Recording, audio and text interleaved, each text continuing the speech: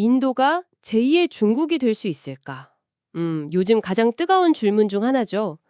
글로벌 기업들이 공급망을 이제 중국 말고 다른 곳으로 옮기려고 하면서 인도가 막 떠오르고 있잖아요. 과연 중국 역할을 할 수 있을지 아니면 뭐 전혀 다른 길을 가게 될지 오늘 한번 제대로 파헤쳐 보겠습니다. 근데 기업들이 왜 자꾸 차이나 플러스 원 이걸 외치는지 그 배경부터 좀 알아야겠죠. 네, 그 핵심은 결국 위험을 좀 나누자는 거예요. 중국 안에서 비용도 계속 오르고 또 뭐 미중 갈등 같은 지정학적 긴장감도 있고요.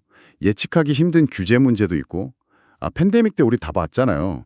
공급망이 한 곳에 몰려 있으니까 얼마나 위험한지. 아, 그쵸. 그때 정말 다들 힘들었죠. 네, 그러니까 기업들이 이제 중국 말고 다른 거점, 제2의 생산 기지를 찾는 거죠. 이걸 차이나 플러스 원 전략이라고 부르는 거고요. 중국 경제 성장세가 예전 같지 않을 거라는 전망도 한몫하고요. 결국은 좀 더 안정적인 공급망을 만들려는 거군요. 그럼 왜 하필 인도가 그 대안으로 이렇게 주목받는 걸까요? 인도만의 매력이 있겠죠? 그럼요. 일단 경제 성장세가 무섭습니다. 세계 5위 경제대국인데 최근에 연 8% 가까이 성장했어요. 이건 뭐 주요국 중에선 거의 가장 빠른 속도죠. 와, 8%면 정말 대단하네요. 네. 그리고 여기에 또 엄청난 무기가 바로 인구입니다. 세계에서 인구가 제일 많고 평균 연령이 28세예요. 정말 젊은 나라죠. 14억 인구에 평균 28세라 상상이 잘 안 되는데요. 그렇죠. 중요한 건 이 많은 인구가 그냥 노동력이 아니라 거대한 내수 시장이 될 수 있다는 잠재력이에요. 2031년쯤 되면 중산층이 인구의 40%를 넘을 거라는 예측도 있고요. 아, 그러니까 기업들이 단순히 물건 만들어서 수출할 곳이 아니라 인도 현지 시장을 보고 들어가는 거군요. 맞아요. 딱 그거죠. 삼성이 인도에 세계에서 제일 큰 휴대폰 공장 짓고 거기서 파는 게 대표적이잖아요. 그렇군요. 내수 시장 자체가 투자를 끌어들이는 힘이네요. 인도 정부도 제조업 키우려고 엄청 노력한다면서요. 네, 아주 적극적입니다. 제조업 비중을 GDP의 25%까지 끌어올리겠다고 목표를 세우고 그 생산 연계 인센티브, PLI라고 부르는 정책을 강하게 밀어붙이고 있어요. PLI요? 그게 효과가 좀 있나요? 네, 예를 들어서 휴대폰 같은 경우에 이 PLI 덕분에 수출액이 110억 달러를 훌쩍 넘었어요. 상당한 성과죠. 오, 꽤 효과가 있네요. 그럼 다른 글로벌 기업들 움직임은 어떻습니까? 애플이 대표적이죠. 폭스콘을 통해서 아이폰 생산을 인도로 점점 옮기고 있고요. 마이크로소프트도 최근에 클라우드랑 AI 쪽에 30억 달러나 투자한다고 발표했어요. 와, 애플, 마이크로소프트까지 정말 큰 기업들이 움직이는군요. 그렇죠. 여기에 또 스템, 그러니까 과학, 기술, 공학, 수학 전공 졸업생들이 엄청 많다는 거. 그리고 영어를 쓰는 인구가 세계 2위라는 것도 무시 못할 강점입니다. IT 아웃소싱 강국이 된 배경이기도 하고요. 듣고 보니 정말 매력적인데요. 근데 이렇게 젊고 많은 인구가 항상 좋은 점만 있는 건 아니라고 들었어요. 뭐랄까, 빛 좋은 개살구일 수도 있다 이런 얘기요. 네, 정확히 보셨습니다. 그게 인도가 풀어야 할 큰 숙제 중 하나예요. 매년 수백만 명씩 스템 졸업생이 쏟아져 나오는데 정작 기업들이 필요로 하는 기술 수준하고는 좀 차이가 나는 경우가 많아요. 이른바 기술 불일치 문제죠. 아, 학교에서 배운 거랑 현장에서 필요한 거랑 다르다는 거군요. 네, 실제로 정규 직업 훈련료 받은 노동자 비율이 15% 정도밖에 안 된다는 통계도 있어요. 그러다 보니 청년 실업률도 꽤 높고요. 사람이 그냥 많다고 해서 바로 숙련된 노동력이 되는 건 아닌 거죠. 그렇군요. 인력 문제 말고 또 어려움은 없나요? 예전에 테슬라가 인도 들어가려다가 관세 때문에 골치 아팠다는 뉴스 본 것 같은데요. 네, 그 인프라 문제가 여전히 좀 발목을 잡습니다. 도로라든지 항만 같은 물류시설이 아직 부족해서 물건 옮기는 데 시간도 오래 걸리고 비용도 많이 들어요. 물류가 중요하죠. 네. 그리고 행정 절차를 복잡하고 주마다 법이나 규제가 또 다 달라요.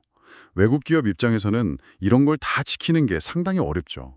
테슬라 사례처럼 완제품 수입 관세가 엄청 높거든요. 전기차 같은 경우 70%나 돼요. 사실상 현지에서 생산하라는 압박인데 이것도 기업들한테는 큰 부담이죠. 70%요? 와, 혁신 역량은 좀 어떤가요? 인도를 뭐 세계의 약국이라고 부르기도 하던데. 그게 좀 겉으로 보이는 것과는 달라요.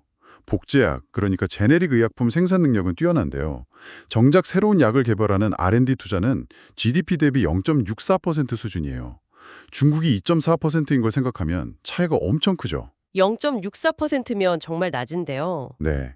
심지어 약을 만드는데 꼭 필요한 핵심 원료, API라고 하는데요. 이걸 아직도 70%나 중국에서 사와요. 그러니까 아직은 고부가 가치 혁신보다는 제네릭 생산이나 조립 가공 위주라는 한계를 좀 보여주는 거죠. 자, 그럼 이제 인도랑 중국을 한번 직접 비교해 볼까요? 들어보니 그냥 제2의 중국 이렇게 부르기에는 좀 무리가 있어 보이는데요. 네, 그렇습니다. 일단 덩치 차이가 너무 커요. 중국 GDP가 인도보다 5배 이상 많고요. 1인당 GDP도 비슷하게 차이 납니다. 단기적으로 인도가 중국을 대체하는 건 불가능하다고 봐야죠. 규모 자체가 다르군요. 네, 경제 구조도 많이 다르고요. 중국은 이미 제조업 중심 경제가 꽤 성숙한 반면에 인도는 아직 농업이나 비공식 부분 비중이 높아요. 도시화율도 중국의 절반 정도밖에 안 되고요. 아, 경제 체질 자체가 다르네요. 그리고 또 하나 중요한 게 인도가 중국한테 무역 적자를 엄청나게 보고 있어요. 거의 1,000억 달러 수준인데 이게 뭘 의미하냐면 핵심 부품 같은 걸 여전히 중국에 많이 의존하고 있다는 거죠. 결국 인도는 중국 따라하기가 아니라 자기만의 길을 가고 있다. 이렇게 봐야겠네요. 네, 저는 그게 맞다고 봅니다. 인도는 중국 모델을 그대로 복제하기보다는 자기들이 가진 강점, 그러니까 그 거대한 내수 시장하고 최근 빠르게 발전하는 디지털 경제를 발판 삼아서 독자적인 성장기를 찾고 있는 거죠. 그럼 중국을 대체한다기보다는 그렇죠. 대체한다기보다는 글로벌 공급망이 여러 곳으로 나뉘는 과정에서 중국을 보완하는 역할, 중요한 플러스 원 파트너로 자리매김하고 있다. 이렇게 보는 게 좀 더 현실적일 겁니다. 정리해보면 인도는 분명 잠재력이 엄청난 기회의 땅이지만 동시에 인프라나 인력 문제, 또 혁신 역량 같은 풀어야 할 숙제도 만만치 않군요. 제2의 중국이라는 단순한 틀에서 벗어나서 글로벌 공급망 재편 과정에서 인도가 어떤 자기만의 역할을 해낼지 이걸 좀 지켜봐야겠네요. 네, 여기서 마지막으로 한번 던져볼 뻔한 질문은 이거 같아요. 만약에 인도가 정말 중국하고는 다르게 제조업보다는 그 강력한 내수 시장이랑 디지털 서비스 이걸 중심으로 성장하는 데 성공한다면 그때는 과연 미래의 글로벌 경제 지도가 어떻게 바뀔까요? 이건 그냥 공장을 다른 데로 옮기는 것 그 이상의 의미가 있을 수 있거든요. 한번 생각해 보시면 재밌을 겁니다.